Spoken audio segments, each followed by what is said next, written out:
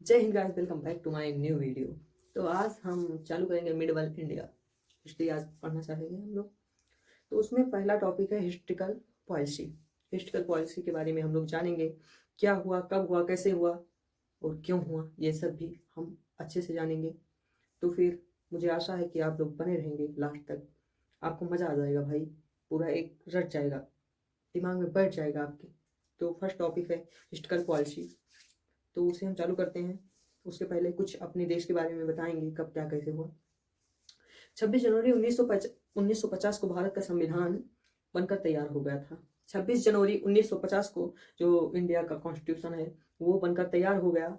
और 15 अगस्त 1947 को हमारा भारत आज़ाद हुआ था। 15 अगस्त 1947 को जो भारत है वो अंग्रेजों से आज़ाद हो चुका था। इसके पहले पूर्व मध्यकालीन भारत 700 से 1206 ईस्वी तक चला। पूर्व मध्यकालीन भारत 700 से 1206 ईस्वी तक चला। उसके बाद दिल्ली सल्तनत 1206 से 1526 तक। दिल्ली सल्तनत जो है वो 1206 ईस्वी से 1526 तक मुगल काल इसके बाद में आया, जिसे हम मुगल एरा भी कहते हैं, जो है 1526 ईस्वी से 1707 ईस्वी तक। उसके बाद दिल्ली सल्तनत और मुगल काल को ही मध्यकालीन हम कहते हैं। जो दिल्ली सल्तनत है और मुगल काल है, इसी को हम मध्यकालीन भारत कह सकते हैं। मध्यकालीन भारत में जो इंडिया है इसके ऊपर बहुत विषम परिस्थितियां थी। यहाँ पर राज किसी और का होता था, देश हम लोगों का था, लेकिन राज कोई और कर रहा था, वह विदेशी कर रहे थे। आधुनिक भारत, इसके बाद आधुनिक भारत आया। आधुनिक भारत 1707 ईस्वी से 1943 ईस्वी तक चला, जो इसे हम मॉडर्न इंडिया कहते हैं। आधुनिक भारत के दो अवस्था होते हैं। फर्स्ट अवस्था में 1707 से 1857 की क्रांति तक के भारत को ईस्ट इंडिया कंपनी ने राज किया। जो 1707 ईस्वी से जो 1857 तक की ईस्वी तक का काल था, समय था, उसमें एक विदेशी कंपनी आई थी, ईस्ट इंडिया कंपनी। उसने राज किया।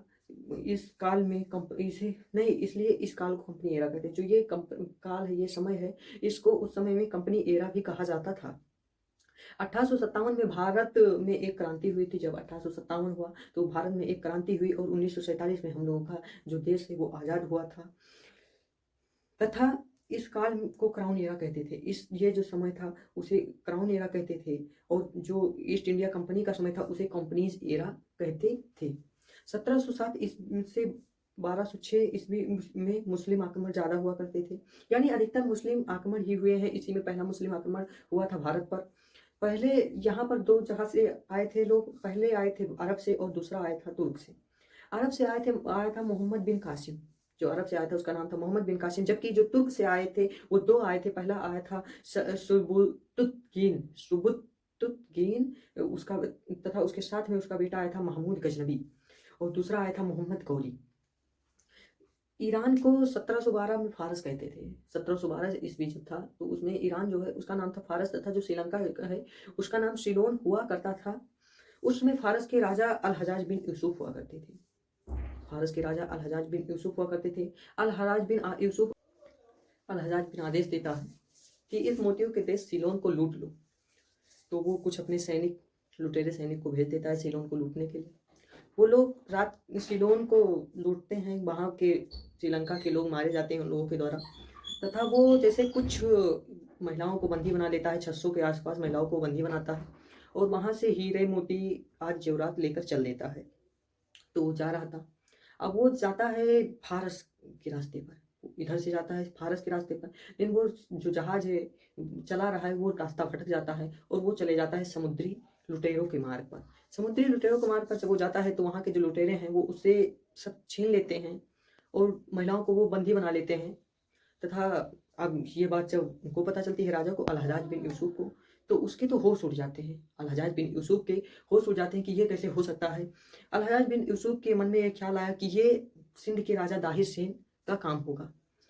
उस समय सिंध के राजा दाहिर सेन हुआ करते थे। सिंध के ये अंतिम शासक थे और यहीं पर इनका काम खत्म हो गया। इसके बाद कोई हिंदू शासक नहीं हुआ।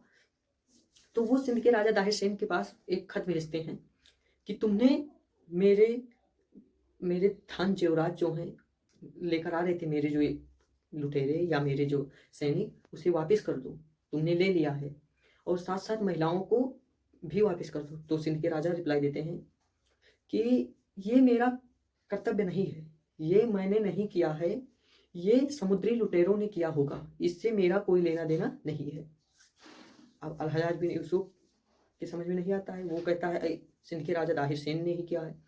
तो वो क्या करता है, अपने कमांडर, एक उसका कमांडर हुआ करता था, उसका नाम था होता था मोहम्मद बिन कासिम, जो कि अल-हज्जाज बिन का कमांडर है।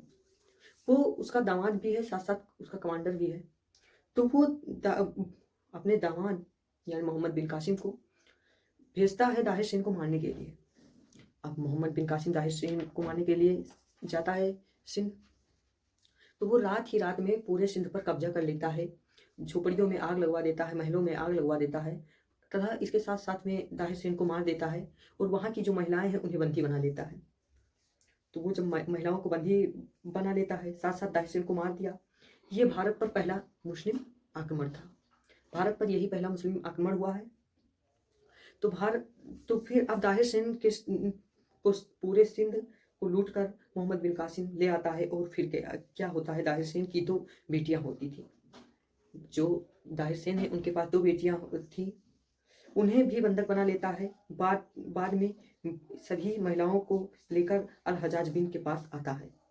वो जब सभी महिलाओं को लेकर अल-हज्जाज बिन के पास आया, अब ये दोनों लड़कियां अल-हज्जाज बिन यूसुफ के दरबार में रहने लगती हैं और ये लड़कियां ब्रेन वॉश कर देती हैं। ये जो लड़कियां हैं वो अल-हज्जाज बिन का जो ब्रेन होता है उसे ब्रेन वॉश कर देती हैं, उसका दिमाग भटका देती हैं। मतलब इनका मस्तिष्क मानवता की तरफ चला जाता है। जो अल-हज्जाज बिन यूसुफ थे उनका जो मस्तिष्क था वो मानवता की तरफ चला जाता है और बाद में अल-हज्जाज बिन इन दोनों बेटियों को अपनी बेटी मानने लगते हैं और इन बात को लेकर मोहम्मद बिन कासिम को ऊंट की खाल में गड़वा कर मरवा देते हैं, उसे मार देते हैं और मोहम्मद बिन कासिम यहीं मारा गया। मोहम्मद बिन कासिम सिंध के राजा दाहिर सेन पर आक्रमण किया 712 ईस्वी में।